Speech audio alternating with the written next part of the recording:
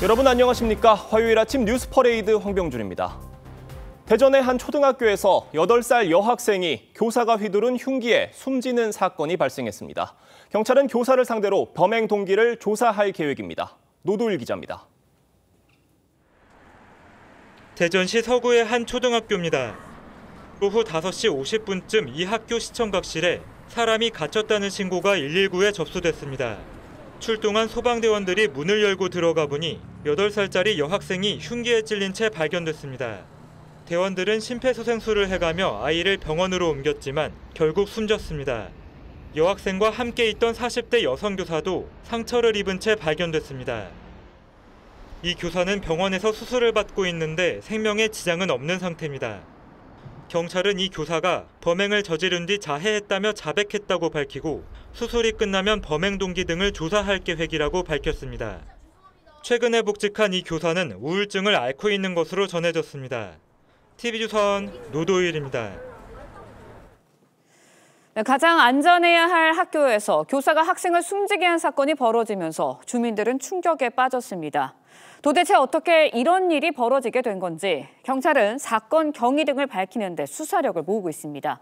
보도국 취재기자 연결해서 자세한 소식 알아보도록 하겠습니다. 안혜리 기자, 경찰이 범행 동기를 파악하고 있다고 하는데 드러난 동기가 있나요?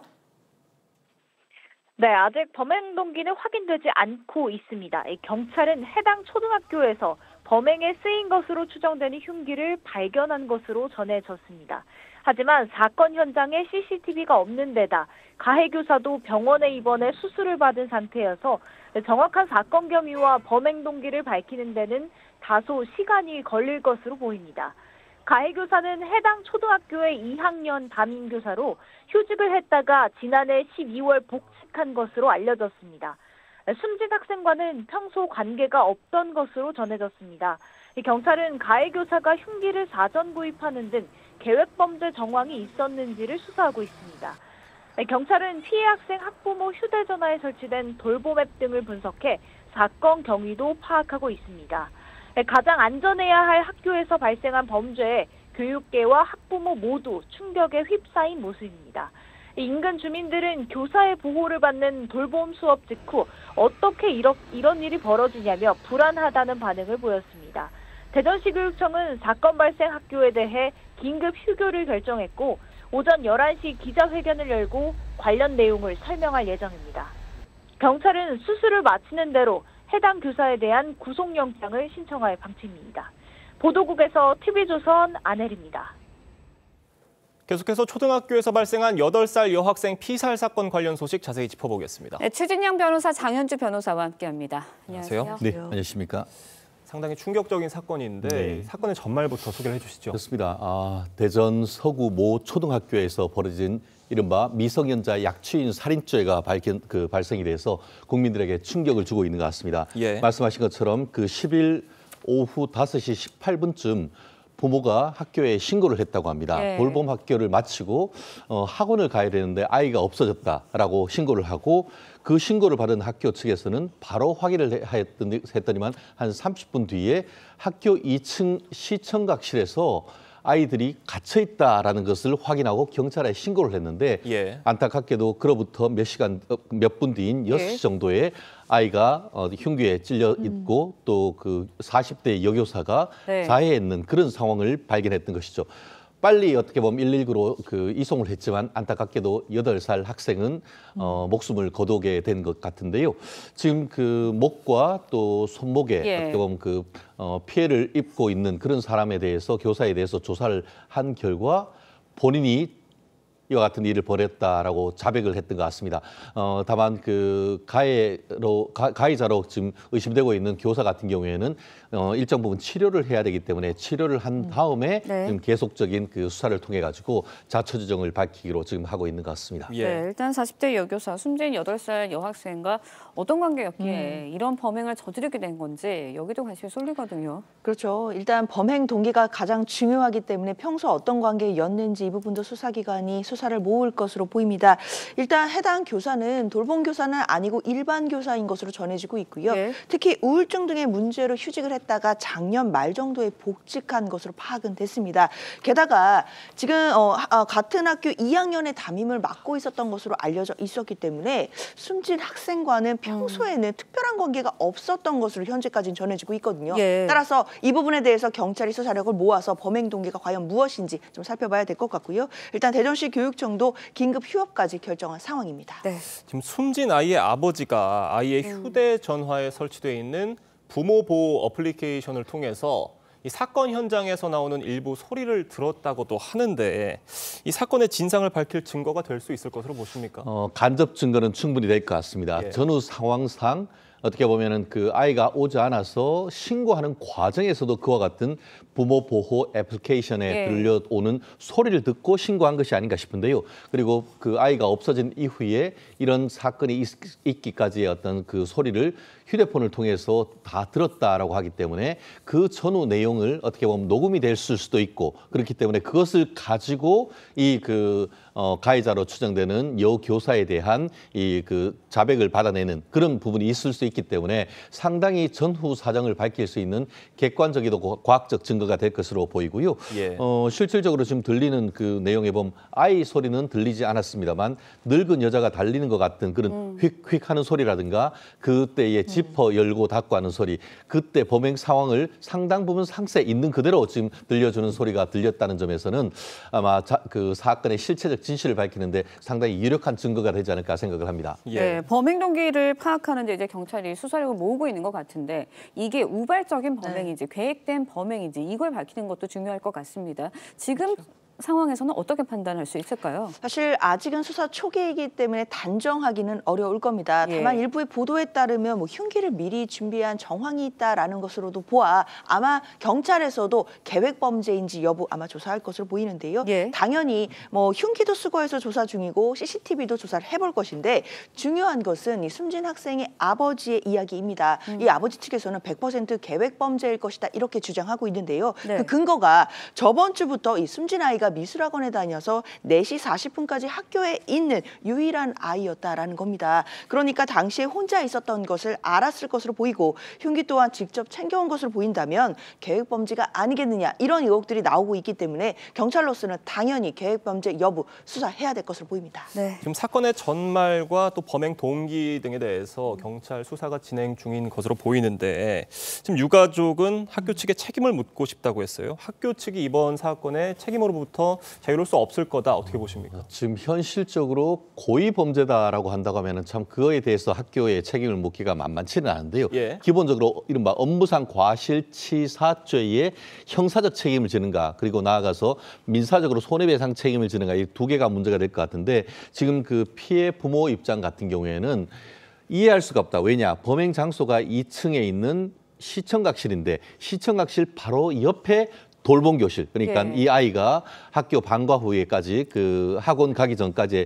그 돌봄 교실에 있었는데 그러면은 바로 옆에 있던 선생님들은 아이의 어떤 그 범행에서의 어떤 지른 소리나 이런 것들을 충분히 듣고 조치를 할 수 있을 시간이 있었음에도 불구하고 이에 대해서 주의 의무를 다하지 않았던가 이 문제를 제기하는 것 같습니다. 그렇기 때문에 첫 번째는 미성년자 약취인 살인죄에 예. 대한 어떤 조사를 해야 하는 것과 더불어서 학교에 대한 어떤 관리상의 책임이 없는지 이 부분에 대한 어떤 그 문책 그리고 조사도 반드시 필요한 것이 아닌가. 그리고 경찰의 조사뿐만 아니고 이 부분 같은 경우에는 행정적으로 교육청에서의 어떤 직접적인 감사도 필요한 것이 아닌가 생각합니다. 네, 예. 참 참혹한 사건이 벌어졌는데 관련 속보가 나오는 대로 저희가 또 신속하게 전해드리도록 하겠습니다. 다음 이야기도 해보도록 하겠습니다. 어제 부산의 한 은행에 총을 든 강도가 침입을 했습니다. 그런데 잡고 봤더니 가짜 총이었어요. 네, 그렇습니다. 어제 오전 10시 58분 정도에 부산 기장의 한 은행에 30대 남성이 침입을 한 겁니다. 특히나 이제 은행 강도를 하려다가 검거가 된 것인데요. 모자와 목도리로 얼굴 대부분을 가렸고 검은 비닐로 장난감 총을 감싼 다음에 진짜 총을 든 것처럼 네. 이렇게 행세를 하고 은행 강도를 시도한 겁니다. 예. 이 남성이 은행에 들어와서요. 시민들에게 무릎을 꿇어라 이렇게 소리를 치고 직원들에게는 미리 준비했던 여행용 가방에 5만 원권을 담으라 이렇게 요구를 한 것으로 밝혀졌습니다. 네, 지금 참 영상에서 보시는 저 상황인데요. 황당한 사건이라고도 할 수 있을 것 같은데 범행 동기가 파악이 된 게 있습니까? 참 이 사건은 좀 희극과 비극이 뒤섞인 사건이 아닌가 싶은데요. 말씀드린 것처럼 장난감 총을 이용했는데 그 장난감 총이 뭐냐 봤더니만 8살짜리 아이 장난감 총이었다는 겁니다. 아이가 이제 학교에 들어가니까 그 육아에 관련되는 비용이 굉장히 많이 들었는데 알고 봤더니 이분 같은 경우에는 5년 전에 가족과 서울에 살다가 고향인 부산으로 내려왔고 자영업을 하다가 자영업이 실패를 하고 생활고에 시달렸던 것 같습니다. 그래서 본인이 살던 오피스텔에서 쫓겨나기까지 했다고 하는데 말씀드린 것처럼 아이는 학교에 가고 생활비는 많이 늘다 보니까 그에 대해서 평소 인근에 오가고 했던 은행이 약간 외진 곳에 있다는 것을 알고는 그런 부분에서 이와 같은 범행을 저질렀다라는 것으로 지금 추정하고 있는데 상세한 어떤 동기나 경위에 대해서는 경찰 수사를 통해서 밝혀질 것 같습니다. 네, 알겠습니다. 그런데요, 이 은행 강도를 제압하는데 한 시민의 도움이 굉장히 컸다고 해요. 네, 맞습니다. 은행 강도를 최초로 제압한 것은 당시 은행을 찾았던 고객이죠. 시민 박천규 씨였습니다. 네. 근데 이분이요, 젊은 시절에 특수부대에서 복무한 경험이 있으시다고 합니다. 당시에 강도가 들었을 때 부인과 함께 은행 업무를 보고 있었는데 강도가 뭐 비닐에 감싼 총 모양의 무언가 들고 있었기 때문에 공포 분위기가 상당히 조성됐었다고 해요. 그런데 박 씨가 이제 강도의 서너 발자국 정도 떨어진 거리에 있었는데 계속해서 그 총 모양의 모습을 주시하고 있다가 이 정도면 본인이 들어가서 잡을 수 있겠다라고 생각이 들어서 찰나에 다가가서 두 손으로 총을 잡았다라고 밝혔습니다. 네. 부산 기상경찰서는요, 박 씨에게 조만간 감사장을 전달할 예정이라고 합니다. 네, 참 황망하고 충격적인 초등생 피살 사건과 또 황당한 얼빠진 은행 강도 사건에 대해서 저희가 최진영 변호사와 장현주 변호사와 이야기 나눴습니다. 두 분 말씀 여기까지 듣겠습니다. 감사합니다. 고맙습니다.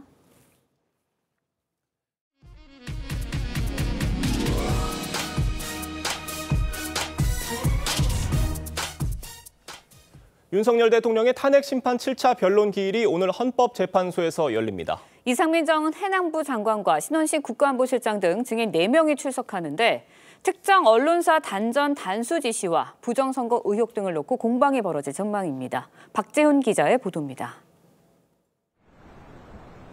오전 10시 시작되는 탄핵 심판 7차 변론 기일에 가장 먼저 출석하는 증인은 이상민 전 행정안전부 장관입니다. 국회 측과 윤 대통령 측이 모두 증인으로 신청했는데 비상계엄 선포 전 열린 국무회의가 절차적 요건을 갖췄는지 등을 놓고 공방이 예상됩니다. 윤석열 대통령이 특정 언론사에 대한 단수를 지시했는지도 쟁점입니다. 앞서 이 전 장관은 국회 국정조사 청문회에서 내란 혐의 관련 수사를 이유로 증언을 거부했습니다. 소환을 하셨기 때문에 나왔습니다. 증감법 3조 제1항과 형사소송법 제148조에 의해서 증언하지 않겠습니다. 신원식 국가안보실장을 상대로는 국무회의의 절차 문제와 계엄 관련 사전 모의 여부 등을 캐물을 전망입니다. 백종욱 전 국가정보원 3차장과 김용빈 중앙선관위 사무총장은 부정선거 의혹과 관련해 신문이 진행될 예정입니다. 특히 백 전 차장은 2023년 선관위 보안 점검을 주도하는 등 투개표 조작 가능성을 시사했습니다. 중앙선관위 전산 시스템에 대해서 자기들이 점검한 거를 보고를 받았는데 정말 많이 부실하고 엉터리였습니다. 윤 대통령에 대한 변론 기일은 13일 열리는 8차까지만 예정된 상태입니다. TV조선 박재훈입니다. 윤석열 대통령 탄핵 심판을 하는 헌법재판소는 검찰 조서 일부가 잘못됐다는 증인들의 주장에도 이를 증거로 인정하기로 했습니다. 최상목 권한대행의 마은혁 헌법재판관 후보자 임명 보류 권한쟁의 심판은 변론을 50분 만에 끝냈는데 법조계 안팎에선 헌재가 졸속 비판을 피하기 어려울 것이란 지적이 나왔습니다. 이정민 기자입니다. 윤석열 대통령 탄핵 심판 증인으로 나온 김현태 707 특임단장은 국회의원을 끌어내라는 지시는 없었다고 계엄 직후 기자회견 때와는 다른 말을 했습니다. 들어가려면 꺼내야 되지 않습니까? 꺼내야지 않습니까? 그런 생각으로 좀 답변한 거지. 지금 생각해보면 그때 안 맞는 답변이 많습니다. 본인의 검찰 진술도 맞지 않는 부분이 있다며 정정해야 한다고 했습니다. 윤 대통령 측은 김 단장 등 증인 진술이 사실과 다를 수 있다며 헌재가 수사 기록을 증거로 채택해선 안 된다고 주장해왔습니다. 피고인이 인정할 때만 검찰 조사를 증거로 쓸 수 있다는 개정 형사소송법 조항을 근거로 든 겁니다. 하지만 헌재는 검찰 신문조서를 증거로 활용하겠다는 입장을 재확인했습니다.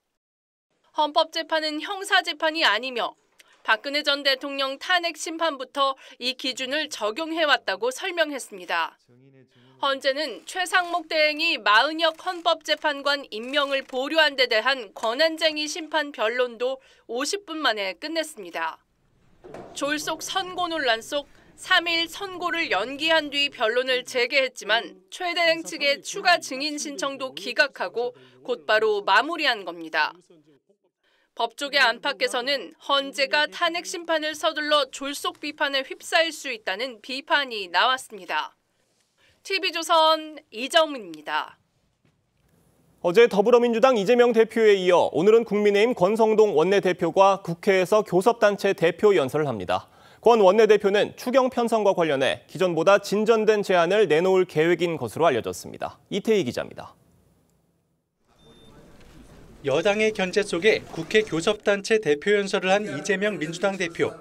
창의와 자율의 첨단 기술 사회로 가려면 주 4일 근무 국가로 나아가야 합니다. 오늘은 국민의힘 권성동 원내대표가 오전 10시 국회 본회의장에서 대표 연설을 합니다. 권 원내대표는 연설에서 집권 여당으로서 민생 입법과 미래 비전을 강조할 예정인데 특히 추가 경정 예산과 관련한 진전된 입장을 밝힐 것으로 알려졌습니다. 정쟁 소지가 없는 추경을 전제로 추경 편성에 나설 수 있다는 제안을 내놓을 전망입니다. 국민의힘은 추경과 관련 야당의 감행 예산안 강행 처리를 먼저 사과할 것을 요구해왔습니다. 최소한 추경을 입에 올리려고 하면 작년 연말 예산안의 일방적 삭감 강행 처리에 대한 대국민 사과가 우선이 아닐까요? 이재명 대표가 조기 대선을 염두에 둔 듯 보여준 우클릭 행보에 대한 비판도 준비 중인 것으로 알려졌습니다. 이 대표가 어제 교섭단체 연설에서 반도체 분야 주 52시간 예외 적용은 언급하지 않고 노동시간 단축을 꺼내드는 등 정책 일관성이 부족하다고 지적할 전망입니다. 입으로는 친기업을 외치면서 손으로는 반기업 법안을 만들고 있습니다. 자신이 채식주의자라고 외치면서 치킨을 뜯어먹는 것과 같습니다. 여야는 내일부터 사흘 동안은 대정부 질문을 진행합니다. TV조선 이태희입니다.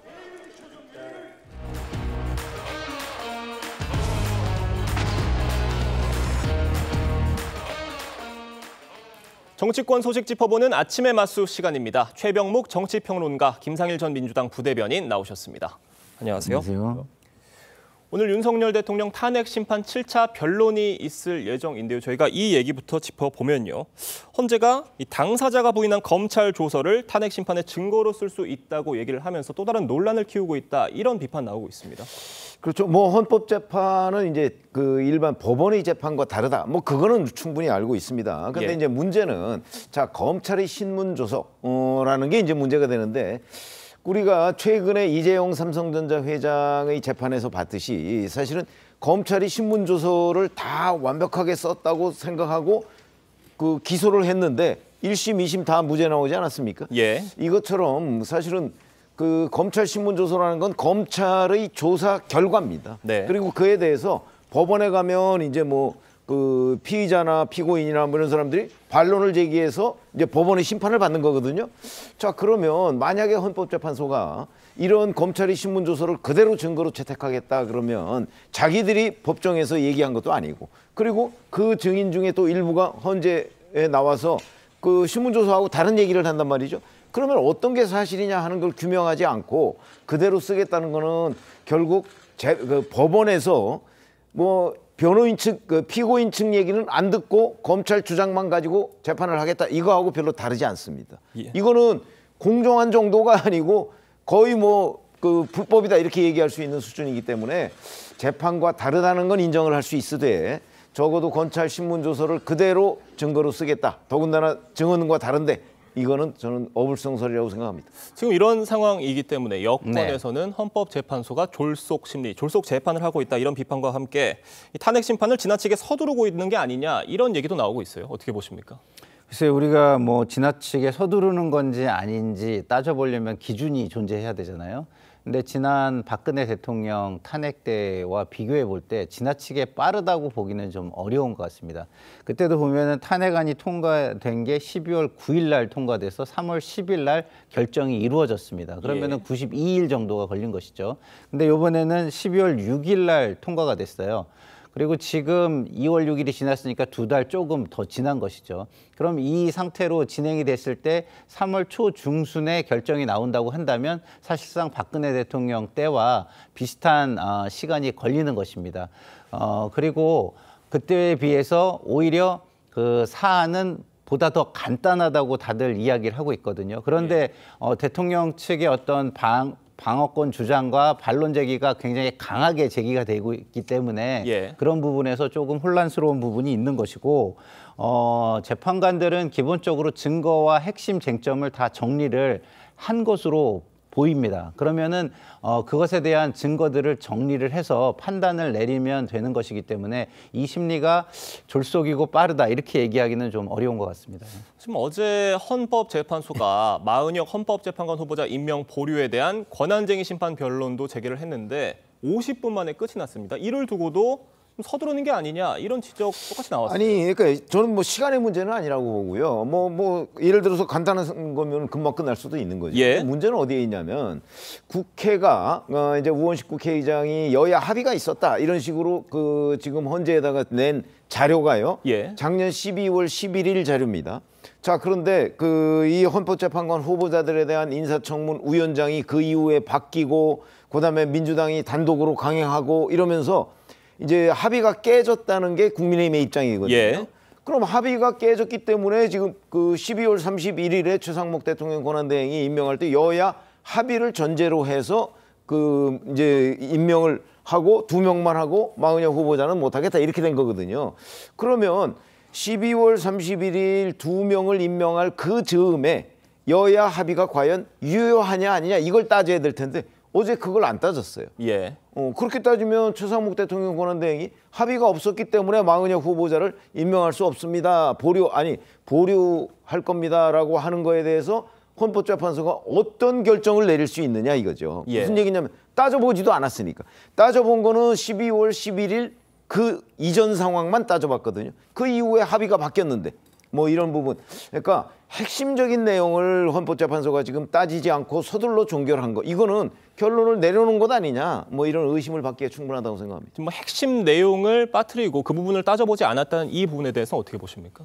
글쎄요. 그거는 이제 제가 헌법재판관이 아니기 때문에 따져보는 방식은 되게 여러 가지잖아요. 공개적으로 따져볼 수도 있고 그다음에 서면이나 이런 걸 통해서 따져볼 수도 있고 그렇기 때문에 이것을 꼭 따져보지 않았는지 따져봤는지 제가 그걸 판단하기는 좀 어렵다는 말씀을 드리고요. 단 마은혁 그 후보자가 임명이 되면 정치적 논란은 굉장히 커질 거라고 저는 생각은 해요. 저는 대통령 탄핵 심리와 관련해서 논란이 커지는 것보다 더 걱정이 되는 건 권한쟁의입니다. 권한쟁의. 사실 위헌 법률 심판이라든가 탄핵 심판은 6명이 그 인용을 해야 그게 인용이 되는 거거든요. 근데 권한쟁의 같은 경우는 5명, 과반만 그 인용을 해도 인용이 돼요. 그러면 이게 오히려 한덕수 총리 대통령 권한대행의 그 151석으로 이게 탄핵이 가능하냐 아니냐에 대한 권한쟁의 이런 데서는 오히려 영향을 줄 수 있기 때문에 그 부분이 정치적 논란이 더 커지지 않을까 이런 걱정이 좀 있습니다. 네. 윤석열 대통령은요 어제 구치소를 찾아온 친윤 의원들과 접견을 가졌습니다. 면회를 다녀온 김기현 의원 얘기 들어보겠습니다. 국민들 특히 청년들이 나라의 주인이라는 의식을 강하게 가지고 있다는 소식을 들어서 다행이라고 생각한다는 말씀도 하셨습니다. 이런 자유수호, 주권, 회복 의식과 운동을 진정성 있게 뒷받침해주면 사랑을 받지 않겠나고 생각한다는 말씀도 있었습니다. 그러니까 윤석열 대통령이 여당 의원들 앞에서 이제 당의 역할을 강조한 걸로 보이고요. 또 청년들의 지지율이 올라가고 있다. 이런 부분에 대해서도 언급을 한 걸로 추정이 돼요. 어떻게 보십니까? 청년들의 뭐 지지율 뭐 이런 부분에 관해서 자유수호, 뭐 주권 회복 뭐 이런 얘기를 했다고 하죠. 제가 보기엔 그거는 윤석열 대통령이 본인이 비상계엄을 선포한 정당성 이런 부분을 이제 국민들이 이해하고 있다. 아마 이런 주장을 하고 싶은 것으로 보여요. 예. 만약에 윤석열 대통령 주장대로 정말 자유수호, 주권 회복, 이런 것들이 비상계엄 선포의 그 어떤 진정한 뜻이라면 당에서 뒷받침하지 못할 이유는 없죠. 그러나 이제 그런 부분과 일반적인 국민의 눈높이와 좀 약간의 괴리가 있으면 이제 그 부분에 국민의힘에 좀 고민 지점이 있지 않나 이렇게 생각을 합니다. 네, 지금 어제 접견이 여당 의원들이 찾아간 게 이번이 3번째입니다. 네. 여당 의원들이 윤석열 대통령이 있는 서울구치소로 자꾸 찾아가는 모습에 대해서는 야권에서는 지속적으로 비판을 하고 있죠. 비판할 수밖에 없죠. 지금 민주당에 대해서도 국민의힘이 비판하는 게 뭐죠? 그 어떤 법의 심판을 받기 전에 인물이 어떤 특정한 권한을 갖는 자리에 가면 그것 때문에 나중에 국민이나 당이 더 큰 피해를 볼 수 있다. 이런 거 아니겠습니까? 그런데 지금 대통령도 지금 법의 심판을 받고 있는 중이에요. 그런데 거기에 가가지고 당이 마치 거기에 지시를 받아서 내지는 그 지휘하에 움직이는 것 같은 모습을 보인다면 나중에 그 후과 그 책임에 대해서 더 큰 문제가 제기될 가능성이 있지 않겠습니까? 그래서 저는 본인들도 민주당에 대해서 리더십에 대해서 문제 제기를 하고 있는 거와 똑같은 논리로 본인들을 좀 들여다볼 필요가 있다. 그렇다고 한다면 지금 대통령의 옥중 정치 논란을 일으키는 이런 접견은 자중하는 것이 맞다. 저는 이렇게 생각이 듭니다. 네, 지금 이런 상황에서 탄핵 반대 집회에 연사로 나서고 있는 한국사 강사 전한길 씨가 이번 주말 광주 집회를 예고했지만 강기정 시장이 불허하면서 논란이 일고 있습니다. 어떤 얘기 나왔는지 들어보겠습니다. 전한길이든 누구든 간에 광주 와서 집회는 민주주의잖아요. 그럼 합법적이고 폭력도 아니라 평화 집회를 여는데 그거를 광주시장이 나서가지고 오라 가라 말할 수 있습니까? 광주시장이 뭔데 왕이에요? 5.18 그 신성한 그곳에서 내란 세력을 옹호하는 집회를 허락했다가 만약에 광주 시민들과 불상사가 날 수도 있으면은 허락하지 않는 게 당연한 것도 아니에요. 찾아올 걸 찾아와야지. 전한길 씨인지 김한길 씨인지는 모르지만은 그분이 5.18 거기가 어디라고 거기 와서 전한길 씨가 이번 집회 불허에 대해서도 굉장히 하시고 싶은 말씀이 많으신 것 같은데 어떻게 들으셨습니까? 글쎄, 집회 결사의 자유야 그게 광주든 부산이든 대구든 있는 거 아닌가요? 예. 제가 보기에 그 강기정 광주시장이 불허한 거는 바로 그 집회 결사 이게 안 된다는 게 아니고 그 5.18 광장 거기에 와서 하는 거는 그 사용 승인권이 광주시장한테 있으니까 그걸 이제 불허하겠다는 거로 보이고요. 그러면 꼭 거기 안 쓰고 집회는 원래 허가제가 아닙니다. 신고를 하면 되죠. 그러니까 다른 곳에서 해도 저는 문제가 없다고 보고요. 네. 전한길 씨는 이제 광기정 시장에 대해서 이 집회가 왜 내란 옹호 집회냐 이런 부분을 이제 항변을 하는 건데 그거야 각자 주장이 조금 다를 수 있고요. 근데 이제 제가 강기정 시장한테 그 얘기하고 싶은 거는 그러면 그 같은 곳에서 탄핵 찬성 집회는 되고 탄핵 반대 집회는 안 된다. 그 기준이 뭔지 좀 설명을 해줬으면 좋겠다 이런 말씀을 드립니다.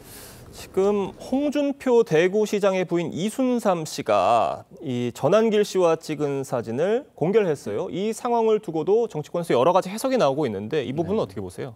그거는 홍준표 시장이 전략적으로 그 자신의 정치 운동을 하는 것이죠. 예를 들어서 본인이 직접 갔을 때 선거법 위반의 논란이 있을 수 있으니까 그렇다고 해서 그 정치 세력을 그냥 놔둘 수는 없으니까 부인을 보내서 나는 거기와 함께 하고 있다라는 메시지를 전달하면서 법적 논란은 피하려고 하는 그런 전략적인 접근이다 이렇게 보는 게 맞을 것 같습니다. 예, 저희가 다음 소식으로 넘어가 보겠습니다. 민주당 이재명 대표가 어제 국회 교섭단체 대표 연설에 나섰습니다. 여러 차례 성장을 강조를 했는데 이 대표의 연설 내용과 여당 반응까지 이어서 들어보겠습니다. 당력을 총동원해서 회복과 성장을 주도하겠습니다. 진정한 사회 대개혁의 완성, 그것이 바로 잘사니즘의 핵심입니다. 정말 말이 아닌 행동으로 좀 실천되기를 바라는 바입니다. 그리고 먹사니즘 또 뭐라 했죠? 잘사니즘, 이거는 어떻게 보면 뻥사니즘이라고 저는 이렇게 표현을 하고 싶습니다. 그러니까 이 대표가 어제 연설에서 성장이라는 단어를 28번을 사용을 하면서 주 4일제와 또 노동시간 단축을 함께 주장을 했습니다. 뭘 하려는 건지 알 수 없는 정체불명의 노선이다. 이런 비판까지 나오는데. 그러니까 이제 어제 대표 연설에 포함된 이재명 대표의 이 기조를 보면요. 뭐 이게 뭐 우클릭 좌클릭 뭐 이런 표현을 하지 않더라도 뭘 하자는 얘기냐 도대체. 그러니까 성장을 하려면 조금 더 뭐 어떤 기업에 대한 정책적 뒷받침 같은 것들이 있고 그중에 뭐 근로시간도 하나 포함될 수가 있고요. 예. 그런데 이제 근로시간은 줄이자고 하면서 성장하자고 그러고 뭐 25만 원 전 국민 뭐 무슨 지원금 주자고 하면서 뭐 성장하자고 하고 뭐 이런 것들이 과연 맞는 얘기인가? 뭐 이런 생각이 들어서 도대체 뭘 하자는 얘기냐? 그래서 이제 정책의 일관성 얘기가 나오는 거잖아요. 예. 그래서 어제 대표 연설에는 이른바 뭐 좀 일반 유권자들이나 국민들 구미에 맞는 여러 가지의 미사일 구도를 많이 동원했지만 그 안에 충돌하는 가치들이 너무나 많아서 뭐 하자는 얘기인지는 아마 조금 시간이 좀 지나봐야 알지 않겠는가. 또 혹시 저거에 대한 것도 얼마 지나지 않으면 또 바꾸지 않을까. 뭐 이런 의심이 드는 것이 사실입니다. 네, 알겠습니다. 또 어제 국민 소환제 얘기도 이재명 대표가 꺼냈는데 지금 이런 상황에서요. 국민 소환제를 도입을 하게 된다면 국회의원에 대한 견제 수단이 될 수는 있지만 진영 갈등이 극심한 상황에선 상대 진영에 대한 공격 도구가 될 수 있다. 이런 우려도 함께 나오고 있는 것 같아요. 그러니까 긍정적인 거와 부정적인 건 모든 정책에 존재를 하는 겁니다. 그래서 어떠한 정책도 완벽한 정책은 없다 그러고 그것을 잘 운용하고 굉장히 선의를 가지고 운영하는 게 중요하다라고 저는 생각을 하는데요. 국민소환제 같은 경우도 말씀하신 대로 잘 운용이 되면 견제의 수단이 되지만 정쟁에 활용이 되면 이것이 국정 공백이나 의정 공백으로 이어질 수 있다는 우려도 저는 충분히 생각을 해야 된다고 생각합니다. 예. 그렇지만 무엇보다도 이게 정치적인 구호로 끝나지 않으려면 이게 개헌 사항이거든요. 그러면은 개헌으로 가기 위한 어떤 로드맵이라든가 어떤 상황 같은 것도 충분히 제시를 하면서 제안을 하는 것이 현실성이 있고 진정성을 갖추지 않을까 이런 생각도 해봅니다. 네, 지금 이런 상황에서 문재인 전 대통령이 퇴임 후 첫 언론과 인터뷰를 가졌습니다. 직접 들어보겠습니다. 윤석열 후보자만 나중 검찰개혁에 대해서 지지하는 그런 이야기를 했다는 겁니다. 다소 불편할 수 있어도 하고 이제 윤석열 후보자를 선택을 하게 된 건데 그 순간이 조금 두고두고 이제 후회가 되죠. 총체적으로 이 윤석열 정부를 탄생시켰다는 것에 대해서 물론 내가 제일 큰 책임이 있을 테고 그에 대해서 우리가 자유롭지 못하다고 생각합니다. 국민들께 송구스럽죠. 그러니까 윤석열 대통령을 검찰총장으로 임명한 걸 두고두고 후회한다고 했는데 지금 친명계에서 나오는 소위 대선 책임론을 처음으로 인정했다 이런 평가도 나와요. 그렇죠. 아니 이재명 대표도 그런 얘기를 했었죠. 지난 박근혜 대통령 탄핵 이후의 정부. 그게 결국 문재인 정부 아닙니까? 예. 그 책임론을 얘기를 했었는데 그 부분에 이제 문재인 전 대통령이 어느 정도 인정을 하고 그다음에 이재명 대표에 대한 주문도 내놨어요. 예. 저는 뭐 이 책임론을 인정했다는 부분보다는 그 뒤에 이재명 대표에 대한 주문 뭐 이걸 위해서 책임론을 활용했다고 보는 거죠. 그 얘기는 무슨 얘기냐면 이재명 대표가 이제 앞으로 유력한 뭐 대선 후보일 가능성이 높으니까 그 부분에 관해서 본인이 자기 책임론을 인정하면서 우리 친문 세력들도 함께 하자 뭐 이런 러브콜 수준이 아닌가 이렇게 생각합니다. 조국 전 법무부 장관에 대해서는 한없이 미안하다 이런 표현을 썼어요. 글쎄요, 저 이게 적절한 표현인지 저는 잘 모르겠는 게 어쨌든 조국 전 장관 같은 경우 대법원에서 유죄가 확정이 됐습니다. 네. 그러면 국민의 시각에서 보면은 잘못한 사람이에요. 국민에게 피해를 준 사람입니다. 그러면은 대통령께서는 조국 전 장관보다는 국민에게 미안해야 되는 거 아닌가요? 어쨌든 조국 전 장관을 그렇게 발탁을 했고 그렇게 그 자리에 본인이 갖다 놓으셨잖아요. 예. 그런 분이 국민에게 무리를 끼친 거니까 그런 부분을 저는 미안해 하시는 거는 국민에게 미안해 하시는 게 더 맞을 것 같다 이런 생각이 드는데 저런 말씀을 또 굳이 지금 왜 하셨을까 이런 생각을 해보면 또 정치적인 상황하고 좀 물려 있는 거 아닌가 이런 생각도 듭니다. 왜냐하면 친문계가 지금 독자적으로 이재명 대표와 뭐랄까요 경쟁을 통해서 자신들의 세력을 구축하기가 쉽지가 않잖아요. 예. 그렇다고 한다면은 외곽에 있는 조국 혁신당과의 연대를 통해 가지고 다르게 또 그 세력의 어떤 그 뭐랄까요 지점을 공간을 확보해야 되는 그런 부분이 있기 때문에 하신 건 아닐까 이렇게도 또 생각이 드는 부분도 있습니다. 네, 알겠습니다. 오늘 두 분 말씀은 여기까지 듣도록 하겠습니다. 감사합니다.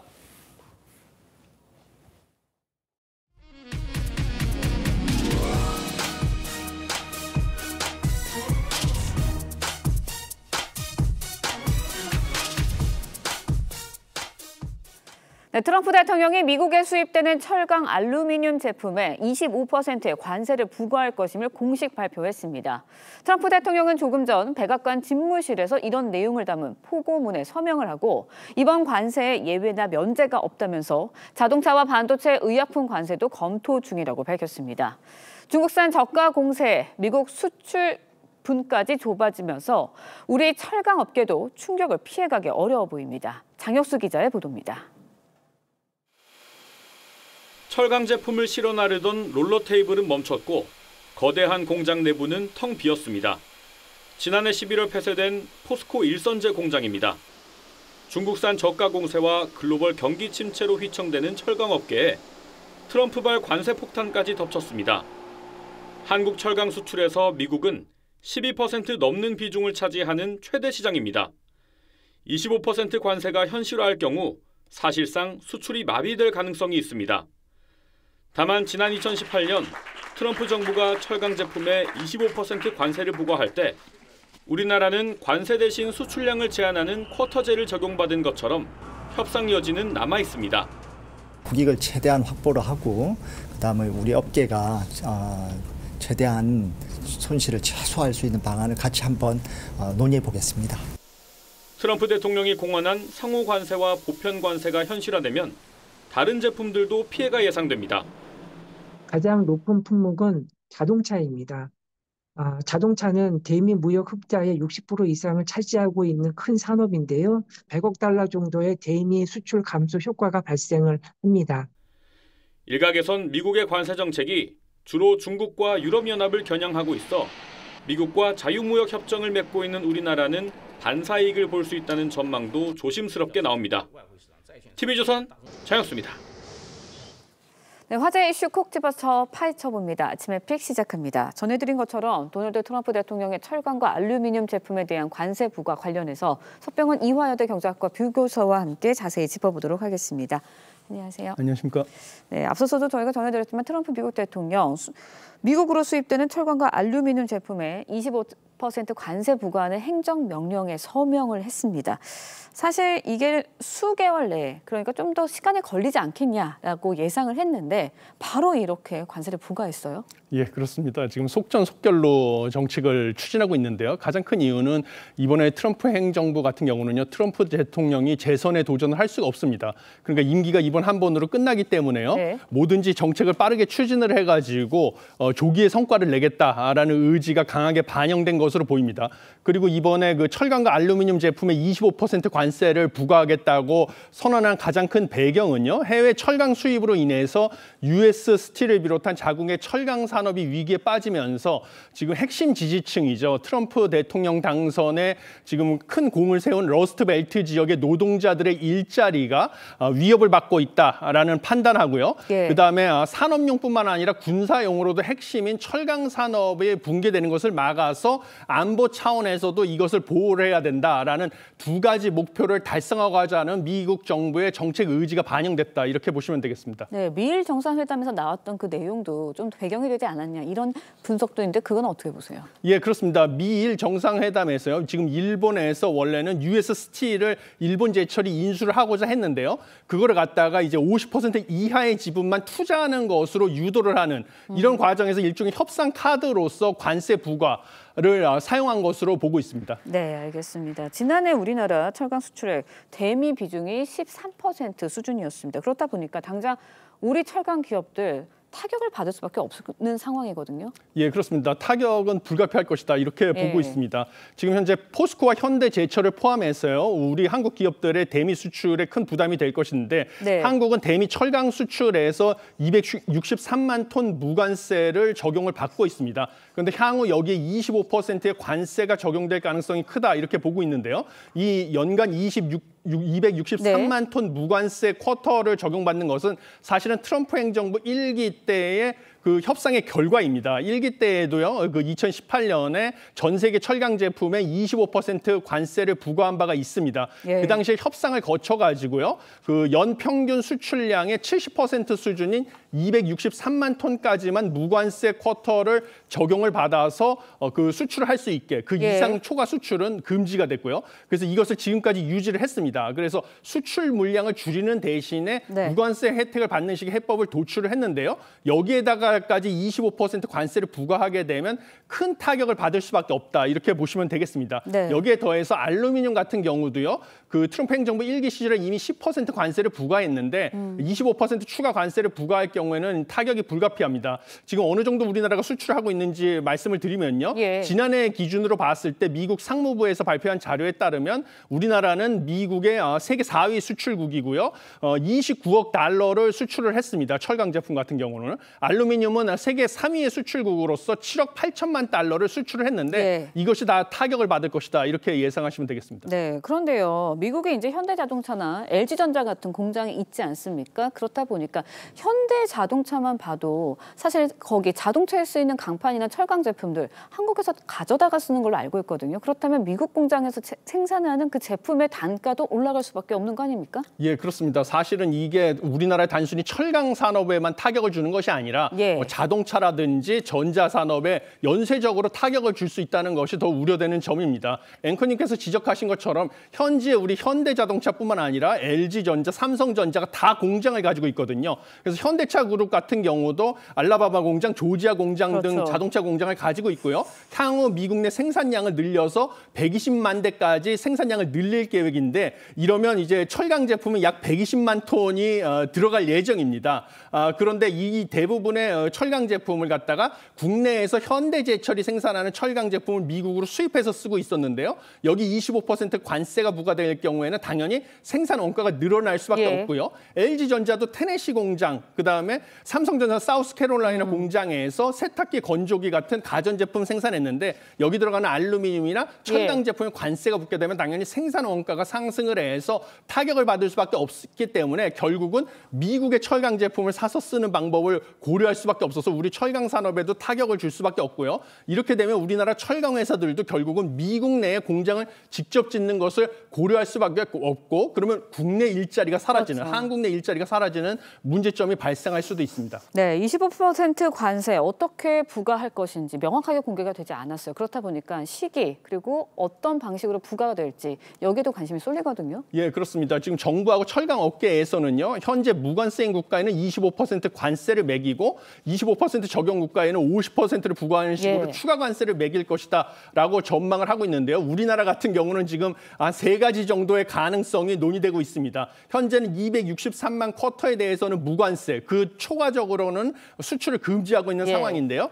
263만 쿼터에 대해서 25% 관세를 추가적으로 부과를 하면서 초과 수출은 못하게 여전히 막는 방법. 이 첫 번째 옵션이고요. 두 번째는 25% 관세를 부과하는 대신에 기존의 수출 상한을 없애는 방식.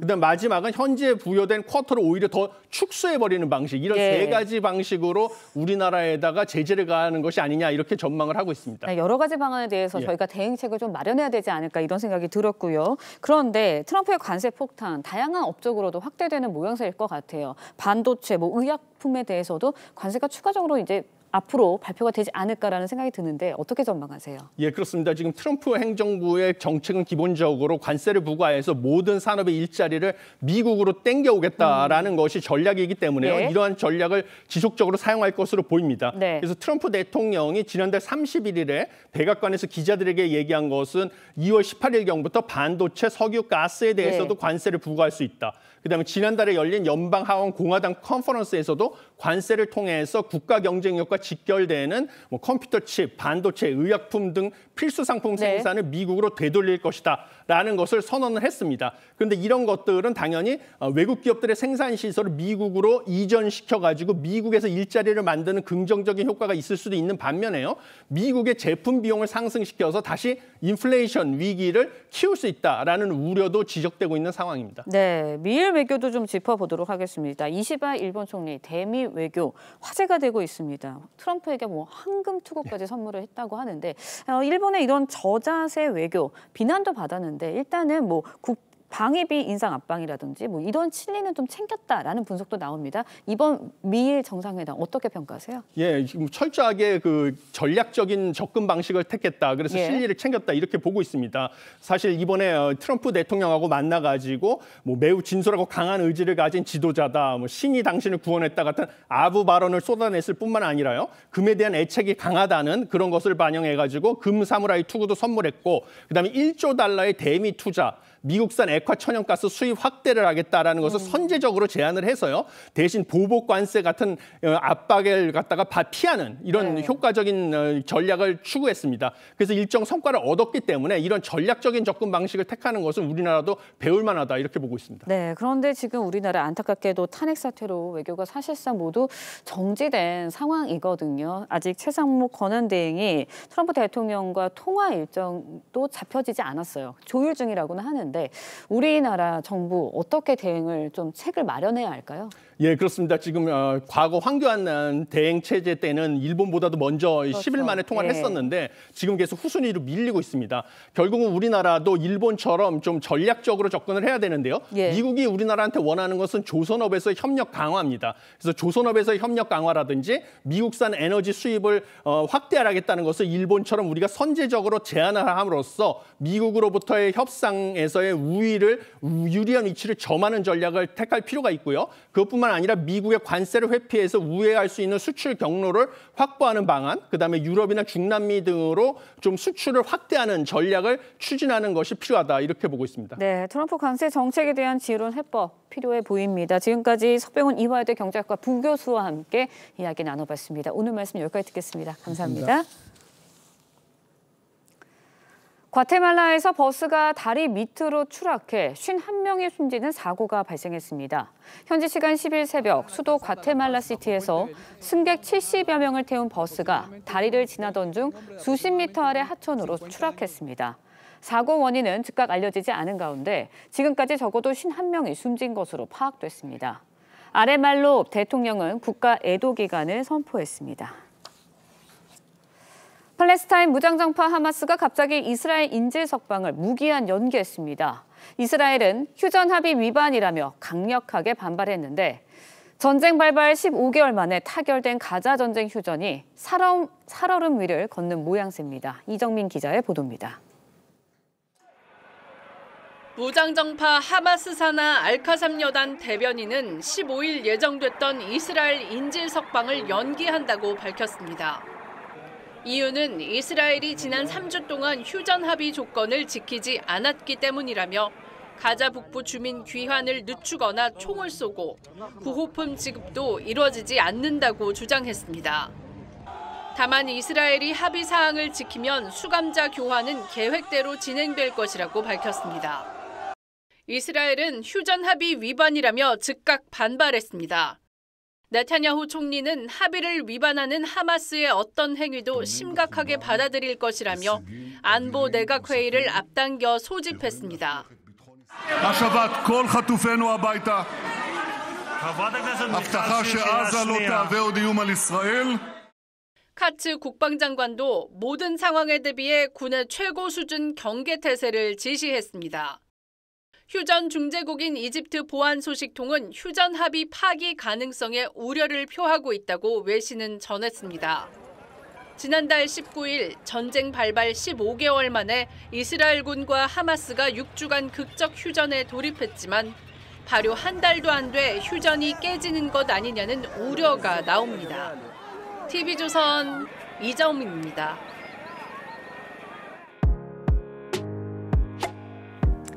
네, 렌즈에 담긴 그 순간 그 의미를 짚어보는 시간이죠. 사진 기자가 선택한 아침의 한 장입니다. 오늘은 조선일보 사진부 이태경 기자와 함께합니다.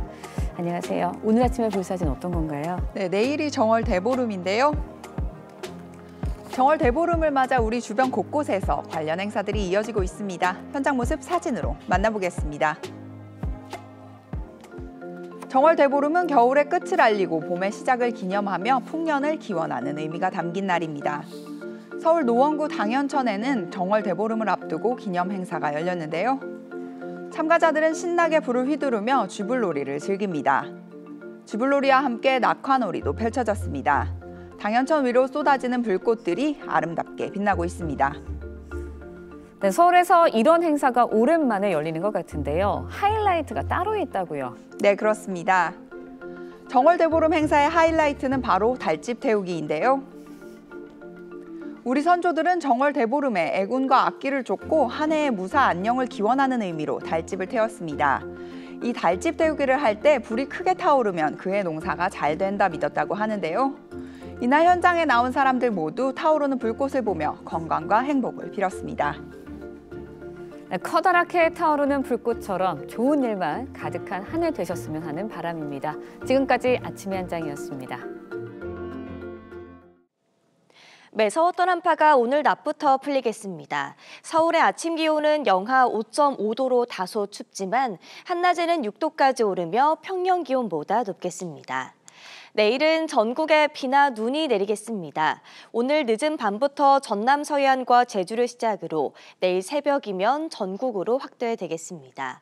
예상되는 적설량은 강원 내륙에 최대 10cm, 경기 내륙과 충북 북부, 경북 북부에 3에서 8, 서울은 1에서 5cm의 눈이 예상됩니다. 전국 하늘은 대체로 맑다가 점차 흐려지겠고요. 동해안과 경남에는 건조주의보가 발효 중입니다. 한낮 기온은 어제보다 3도에서 크게는 7도 정도 높겠습니다. 서울이 6도, 대전과 대구 9도, 제주 10도 예상됩니다. 내일 눈비가 그치고 나면 목요일 아침 기온이 반짝 떨어지겠고요. 이후 기온이 다시 오르며 평년 기온보다 높겠습니다. 오늘의 날씨 이나일입니다. 이상으로 화요일 뉴스 퍼레이드 마칩니다. 네, 저희는 내일 아침 7시 30분에 다시 찾아뵙겠습니다. 시청해주신 여러분 고맙습니다.